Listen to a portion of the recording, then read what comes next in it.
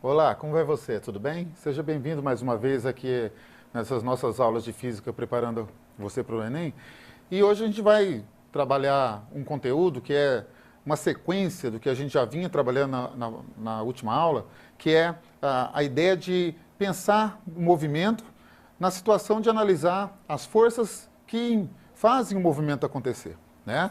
Nas nossas duas últimas aulas, a gente falou sobre leis de Newton, de como a gente explica o movimento das coisas que estão na nossa volta, das coisas que a gente vê o movimento acontecendo.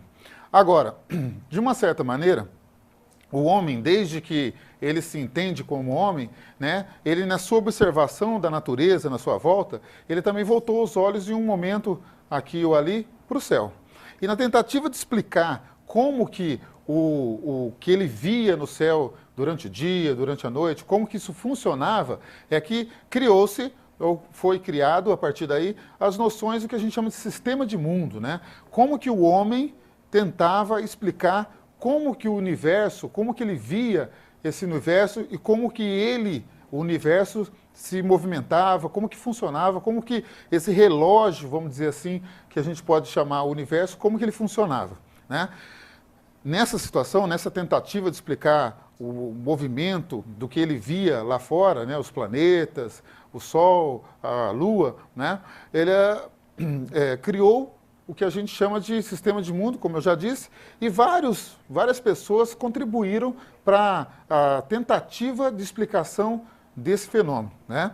E hoje, então, a gente vai traçar um histórico aqui de algumas pessoas que contribuíram para essa ideia, né, da criação da ideia de como funciona o mundo, como o universo se estabelece, e algumas pessoas que contribuíram, a gente vai tratar de algumas delas e vai ver, né, como que esse processo se desenrolou. É uma parte que é bastante, de certa maneira, teórica, né, puxa o lado da história. Isso faz com que, às vezes, a gente até, fazendo questão de gravitação, que é dessa parte da disciplina que a gente vai trabalhar hoje, né, às vezes a gente pensa que a gente está fazendo uma questão de história, está realizando uma questão de história, dado ao contexto histórico que a gente, às vezes, tem que formar para poder conseguir concluir ou entender ou resolver uma questão nesse nível, ok? Então, como eu coloquei, a gente vai tratar de algumas pessoas, alguns nomes que tiveram importância nessa situação da tentativa de explicar como que é o movimento dos planetas, como faz essa ideia de como o universo se mantém. O primeiro dessa lista aí, acompanhando o slide, esse filósofo aí, o Aristóteles, ele praticamente formou todo a nossa forma de pensar aqui no Ocidente, né? Então ele é muito importante em vários aspectos, em várias partes das ciências, né? E também lá na parte da política, na parte da oratória, né? Aristóteles, ele praticamente pôs o pensamento dele em tudo que você possa imaginar hoje como fazendo parte da nossa ideia de mundo aqui no Ocidente. Então, Aristóteles também tinha uma noção de como que o mundo funcionava. E a noção dele, né, que foi depois até adotada por outras pessoas, é uma base importante, justamente porque ela se ocupava de uma ideia muito incorreta. E aí a gente, para fazer o paralelo, quando a gente analisa a situação correta, né, ele funciona bem, ele se presta bem à situação para a gente fazer um paralelo. Então veja aí no slide que Aristóteles, ele imaginava o universo como sendo uma coisa perfeita, né? Por isso que eu coloco ali no slide que ele imaginava que o universo era esférico, porque a esfera era considerada a figura geométrica perfeita, né? E era totalmente preenchido. Não existia, a noção de vácuo para Aristóteles não existia de maneira nenhuma. Para ele, a Terra estava imóvel e ocupava o centro do universo. Hoje a gente sabe que a Terra não é imóvel e muito menos o centro do universo, né? Ela não é nem o centro do nosso próprio sistema, chamado Sistema Solar, justamente por conta do nosso Sol, né? E esse sistema, essa forma de ver o universo é chamado de sistema geocêntrico, porque pela figura aqui, você perceba que a Terra é o centro e os outros planetas e astros conhecidos na época fazem o seu movimento em torno da Terra. numa situação em que o Sol, que é o centro, né, nós entendemos isso hoje, ele é o quarto nessa sequência aqui, né, e ele fica até depois, no seu sentido de movimento, depois da Lua. E a Lua era um ponto importante para Aristóteles, porque ele pensava nas coisas antes da Lua e depois da Lua, o mundo sublunar e o mundo pós-lunar, né? Então a gente tem que esse sistema, que é um sistema idealizado, é um sistema que faz com que a gente imagine o universo como uma coisa perfeita, uma coisa sem nenhum problema, tudo estava e vai continuar estando aí fora da mesma maneira, de maneira perfeita. Na sequência, a gente tem outro nome importante, né, que é o chamado filósofo Hiparco. Ele praticamente tem a mesma noção de mundo que Aristóteles, né? Só que ele tem o nome dele aqui, tem um destaque, por conta de que ele fez uma coisa que Aristóteles nem pensava em fazer, porque Aristóteles era mais filósofo, ele pensava, mas ele não, vamos dizer assim, não botava a mão na massa. Hiparco tem a importância dele aqui, porque ele foi o primeiro que conseguiu medir um tamanho relativo da Lua, com uma certa precisão, que hoje, né, a gente confirma, né, através de alguns cálculos matemáticos, ele conseguiu medir o tamanho da Lua, né? Ele já começava a olhar o espaço lá fora e começava a fazer medições a partir disso. Então o nome dele tem destaque por conta disso nesse nosso contexto histórico. Na sequência, a gente tem outro filósofo chamado Aristarco, e ele tem o nome dele aqui como sendo bastante importante, porque ele faz uma mudança no raciocínio em termos do sistema de mundo. Ele, em vez de pensar a Terra como centro, ele pensa o Sol como centro, né? Só que, como essa ideia era totalmente contrária a Aristóteles, e como Aristóteles, vamos dizer assim, era o badalado, né, as noções deles, as ideias deles eram muito aceitas, praticamente Aristarco não teve muito crédito. Então a ideia dele, que impulsionou outras pessoas a pensar sobre isso, na época não teve muita relevância, mas o nome dele é importante porque foi o primeiro a falar sobre o sistema de mundo como tendo o Sol como centro, ok? Na sequência aí a gente a gente vinha falando de as três pessoas aí, todas antes de Cristo, né? Quando a gente pensa a partir da ideia de depois de Cristo, um nome importante que na situação de análise do sistema de mundo, ele já traz alguns avanços muito grandes, é o Ptolomeu.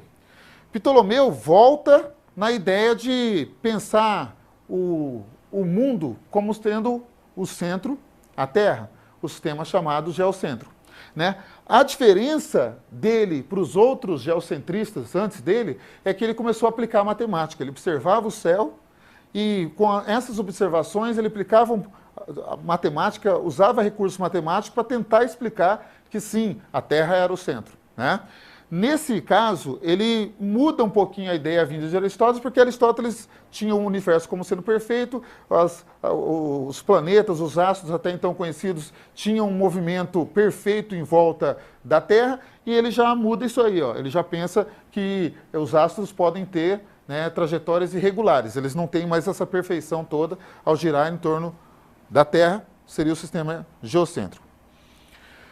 Na sequência, após Ptolomeu, outro nome que tem relevância é o Copérnico. Copérnico, por sua vez, ele já introduz a ideia do heliocentrismo, ou seja, o Sol no centro, mas como aconteceu com Ptolomeu, ele começa já a trabalhar situações envolvendo matemática, começa a fazer observações mais apuradas e aí começa a dar mais firmeza, mais teoria que embasa o sistema dele, que é o sistema heliocêntrico. Bom, quando a gente trabalha com o sistema do Copérnico, a gente vê que ele tem a modificação do centro, que é o Sol, né? E ele volta com a ideia de que os planetas giram ao redor do Sol em órbitas praticamente circulares. Aqui a gente vê um primeiro grande problema com relação aos sistemas de mundo, que a gente vai ver nos outros casos com outras pessoas também.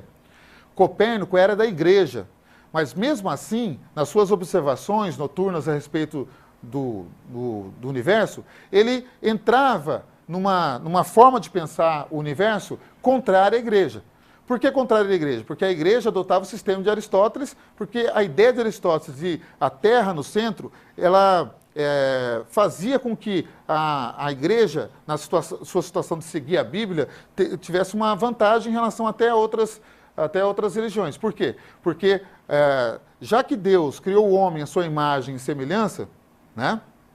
O homem passa a ser a coisa mais importante que existe na Terra, nada mais lógico de pensar que a Terra deva ser o centro. Então Aristóteles, com esse pensamento, né, justificava para as pessoas, né, dava em base para as pessoas o que a Bíblia dizia. Então isso agradava a igreja. Copérnico, por sua vez, tinha a ideia contrária. Não, quem é o centro do universo é o Sol. Isso batia de frente com a igreja e ele, até certo ponto, ficava numa situação complicada. Porque como ele vai contra as ideias da igreja, já que ele fazia parte da igreja, né? Mas como ele ia contra também com aquilo que ele observava no céu toda noite quando ele fazia observação. Por isso que ele guardou pela vida toda essas ideias. Isso só foi revelado para o mundo quando ele morreu. Porque ao morrer, um discípulo pegou os seus escritos, os seus livros e publicou, sem autorização dele, né? E isso chegou ao mundo, né? Se não fosse assim, a gente talvez estaria, né, com essa dificuldade por mais tempo, de entender que o céu, né, o Sol, melhor dizendo, é o centro e não a Terra.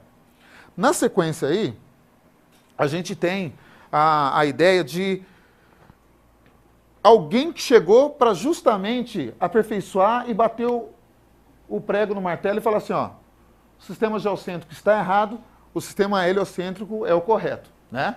Esse é simplesmente Galileu Galilei, que toda a parte de cinemática que a gente viu nas primeiras aulas saíram do raciocínio dele, das experiências dele, do trabalho dele, e aqui também ele deu, né, a sua contribuição, porque na verdade a análise do movimento que se faz aqui na Terra, se faz também lá fora. Então, ele, a partir de criar formas de trabalhar, né, a ciência, não só no raciocínio, mas também na prática, fez com que ele ganhasse até o título de pai do método científico, porque ele criou formas de a gente, através de experiência, confirmar algumas observações.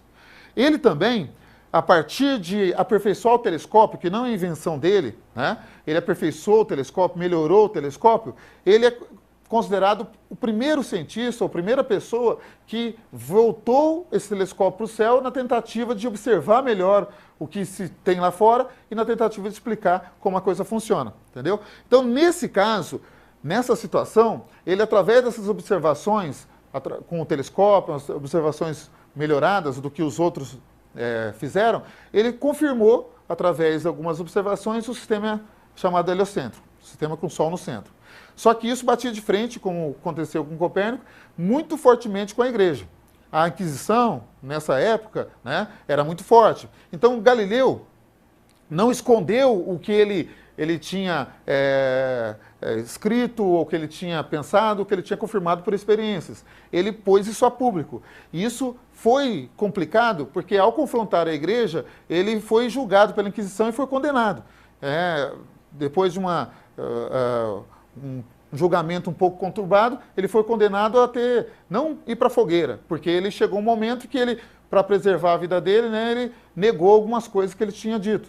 Mas ele acabou pegando prisão perpétua, ficou em casa o resto da vida, né, em prisão perpétua, em função das ideias que ele colocou para o mundo, que iam ao contrário daquilo que a igreja colocava como sendo correto. Por muito tempo, ele ficou sendo, para a igreja, um herege, né? Só em 1992, agora há poucos anos, né, que o Papa João Paulo II deu o perdão a ele, né, sobre essa heresia, entre aspas, que ele haveria cometido, né, e pediu desculpas, inclusive, por essa situação, tá certo? A igreja, então, de uma vez por todas, aceitou que Galileu estava certo e que a Terra não é o centro, só agora há pouco tempo. Bom, para a gente aplicar essa situação, nós nós vamos fazer algumas questões aí, né? E as questões que envolvem essa ideia de gravitação universal, às vezes elas usam muito texto, né? Vocês vão às vezes observar que tem algumas questões que têm textos grandes, a gente tem que tomar cuidado para não se deixar levar a isso, e algumas vezes até o texto nos ajuda, porque o texto é justamente dando uma inserção histórica, falando de alguns nomes, para a gente às vezes até lembrar, né? Mas as questões geralmente de gravitação universal, elas são questões simples, que remetem a essa parte histórica, esses conceitos que a gente trabalhou, né? E vocês vão ver que são questões geralmente bastante tranquilas. Acompanhe a primeira aplicação aí. O texto, que a gente vai ler mais embaixo, foi extraído da peça Troilo e Créssida, de Shakespeare, escrita provavelmente em 1601. Os próprios céus, os planetas e este centro reconhecem graus, prioridade, classe, constância, marcha, distância, estação, forma, função e regularidade sempre iguais. Eis porque o glorioso astro-sol está em nobre eminência entronizado e centralizado no meio dos outros. E o seu olhar benfazejo corrige os maus aspectos dos planetas malfazejos. E qual rei que comanda, ordena, sem entraves aos bons e aos maus? Então, esse texto, né, se você acompanhar a sequência da questão, né, descreve, né, faz uma descrição que o Shakespeare, um dramaturgo renascentista inglês, né, faz. Ele se aproxima de qual ideia? Acompanhe aqui, por favor. Se você prestou atenção no texto, né, que a gente já vai voltar daqui a pouco, né, você vai ter que escolher, você vê aqui nas alternativas, vai aqui e ali colocar algum nome daqueles que a gente fez a contextualização histórica.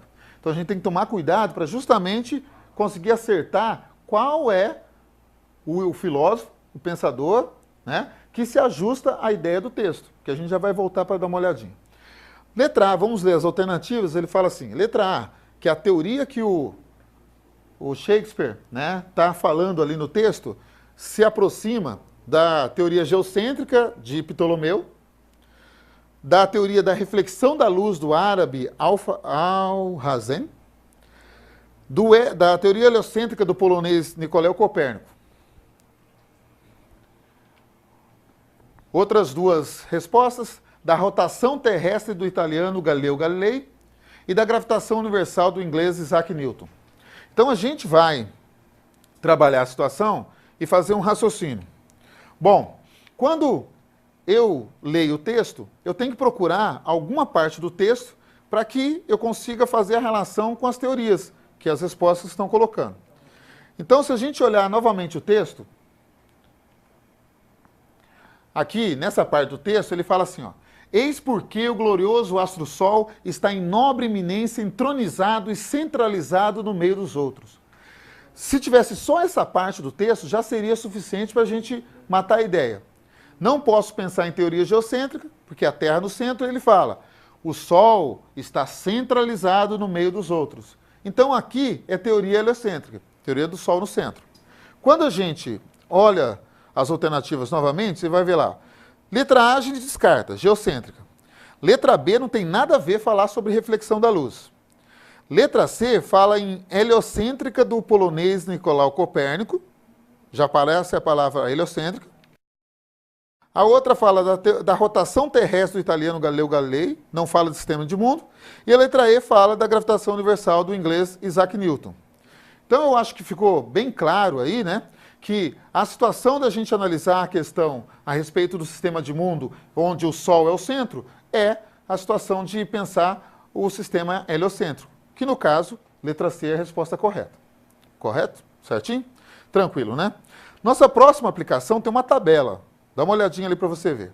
Ele fala assim, a tabela abaixo resume alguns dados importantes sobre o satélite de Júpiter, que é um satélite que Galileu Galilei observou muito nos seus estudos. E aí a gente tem os 4 satélites, Io, Europa, Ganimedes e Calisto. Temos informação sobre o diâmetro desses satélites, distância média ao centro de Júpiter e o período orbital, o tempo que leva para fazer a órbita ao redor de Júpiter, certo? Na sequência da questão, coloca o seguinte texto. Ao observar os satélites de Júpiter pela primeira vez, Galileu Galilei fez diversas anotações e tirou importantes conclusões sobre a estrutura de nosso universo. Continuando. A figura abaixo reproduz uma anotação de Galileu referente a Júpiter e seus satélites. Repara aqui, ó, que ele fez um desenho, isso aqui é um desenho original, né? Colocando Júpiter e os seus satélites na volta, que foi numerado de 1 a 4. Certo? A gente vai ter que analisar essa figura. De acordo com essa representação e com os dados da tabela, os pontos indicados por 1, 2, 3 e 4 correspondem a respectivamente. Aí você vê que as alternativas, presta atenção, ó, dá uma ordem relacionando os satélites àqueles números, 1, 2, 3 e 4. Aí a gente vai ter que fazer qual análise? Olhar para a tabela e procurar ver qual que corresponde à posição do astro com a posição do número naquele desenho. Aí a gente vai fazer uma análise rápida, justamente porque as outras informações não vão ser relevantes aqui. A gente tem informação que, para poder saber quem está mais próximo ou mais distante, a gente vai pensar na distância média até o centro de Júpiter. E é uma questão muito simples, não precisa nem ter muito pensamento de física para fazer. É só pegar e fazer o raciocínio em termos das distâncias. Qual está mais próximo? 421.800, que é o Io, obviamente está mais próximo na tabela. No caso, é o número 2. E essa sequência de raciocínio a gente vai fazer para os outros, né? Olha que a distância vai aumentando, a Europa está um pouco mais distante, no caso é o 3. Aí entre Ganimedes e Calisto, a gente tem que procurar ver qual está mais distante. Quem está mais distante? É o 4, que no caso é Calisto, então a sequência correta, né? A gente vai botar Ganimedes aqui em 1. Então a sequência, pela análise das distâncias na tabela, fica sendo naquela forma lá, ó. Olha para o slide. Ganimedes é o número 1, né? Io é o 2, Europa é o 3, Calisto é o 4. É só uma questão de relacionar a tabela com a situação do desenho. Uma questão em que faz a letra B, Ganimedes, Io, Europa e Calisto, ser a resposta correta. Muito tranquilo também. Uma outra aplicação, olha ali o desenho, você tem um quadrinho e diz o seguinte: os quadrinhos mostram, por meio da projeção da sombra da árvore e do menino, a sequência de períodos do dia matutino, meio-dia e vespertino, que é determinada. Então você vê, ó, aqui tem 3 desenhos, ele está dizendo que é a sequência de período matutino, meio-dia e vespertino, né? Bom, ele determina, essa sequência e as figuras, determina o quê? Um detalhezinho antes da gente analisar as respostas. Por que o sistema geocêntrico de Aristóteles foi tão forte? As pessoas aceitavam muito ele. Porque é muito lógico, né? Você acordar de manhã, bem cedinho, você vê o sol nascendo num ponto. Durante o dia, se você continuar a observação dele, ele parece que ele passa na sua frente. Meio-dia ele está em cima de você. E de tarde, ele acaba sumindo no outro lado extremo de onde ele saiu, onde ele nasceu. Então ele nasce, chega ao meio e se põe no oposto. É muito fácil pensar que nós estamos parados e é o Sol que gira ao redor da gente. E essa questão, no desenho, mostra mais ou menos isso, né? Da ideia de que o menino observa a sombra da árvore e, de certa maneira, o que aparenta para ele é que o Sol está movimentando, fazendo a mudança da posição da sombra e que ele está paradinho ali no lugar. Então, as alternativas vão lançar a mão sobre essa ideia de você raciocinar em explicar, por esse modo de pensar, que é geocêntrico, o porquê dos desenhos. Então, letra A. Pela posição vertical da árvore do menino. Não é essa a resposta. Pela posição do menino em relação à árvore. Também isso não define a sombra de forma alguma. Pelo movimento aparente do Sol em torno da Terra. Você vê, quando ele fala movimento aparente, o que aparenta ser, certo? E essa aí tem um bom índice de ser a correta. D. Pelo fuso horário específico de cada ponto de superfície. Fuso horário não tem nada a ver nessa situação. E estação do ano também não. Então a resposta correta para a situação aqui é esse movimento aparente que a gente tem, que a gente percebe durante o passar do dia, né, das horas do dia. Nós aparentemente pensamos que quem está em movimento é o Sol. Então, nessa análise que a gente fez, a gente tentou fazer esse histórico, né, do raciocínio de como o mundo funciona, como que se estabelece o movimento dos planetas ao redor do Sol, né? Entendemos que o método geocêntrico não é o método adequado, a gente tem que entender que o Sol é o centro do nosso sistema, não é o centro do universo, e essa é uma ideia que muitas vezes acaba sendo cobrada em vestibulares, no Enem também, né, para tentar cobrar do candidato essa noção do que está na sua volta. Uma noção bem simples até certo ponto, mas a gente tem que tomar cuidado para não se levar pela situação do dia a dia, como aconteceu nessa questão, essa última questão, onde a gente acha que o movimento acontece de um jeito, na verdade ele é outro. Bom, antes de a gente finalizar, queria deixar colocado a lembrança para você que se você precisar, né, de ver alguma aula que já foi ou perdeu por acaso alguma aula, você pode acessar o site, né, aqui do nosso trabalho, que é www.acertosponteiros.com.br, que você vai encontrar as aulas lá, que você pode revisar, assistir de novo, né, na hora que você quiser, que vai te ajudar a relembrar alguns pontos ou reforçar alguns que ficaram meio sem entender, ok? Então, por hoje era só. Na próxima aula, a gente vai dar continuidade a essa noção, né? Espero que você tenha conseguido entender. Até mais. Um abraço.